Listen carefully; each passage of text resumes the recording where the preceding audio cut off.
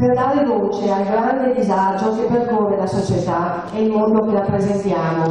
rispetto alle scelte politiche e del lavoro che il governo sta portando avanti.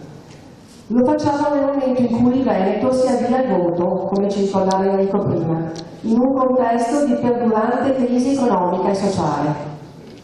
I dati sulla disoccupazione e sul complessivo calo degli occupati confermano che le scelte di politica economica e le pseudo-riforme sul lavoro non servono, ma anzi aggravano la situazione di crisi del Paese.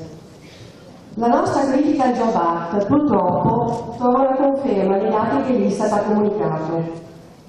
Continuare su una linea tesa a valorizzare il lavoro, destrutturare i diritti, cancellare l'articolo 18 e rendere più precario il lavoro, oltre a incentivi non selettivi alle imprese, non determina una inversione di tendenza nella crescita del Paese. Anche qui, in Veneto, i dati che ci ha comunicato il Veneto Lavoro sull'andamento dell'occupazione ci dicono che il 71% dei nuovi assunti in questi 3 mesi del 2015 si è registrato nelle aziende al di sotto dei 15 dipendenti, a dimostrazione che sono solo chiacchiere pericolose, quello secondo cui la ripresa dell'occupazione è stata favorita dalla cancellazione dell'articolo 18 e dall'introduzione del cosiddetto contratto a tutele crescenti.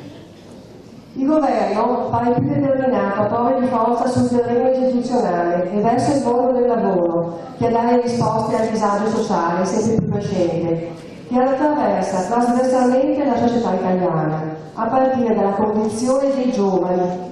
che sempre in maniera più numerosa, anche dalle aree più sviluppate del Paese, emigrano verso paesi che offrono più opportunità.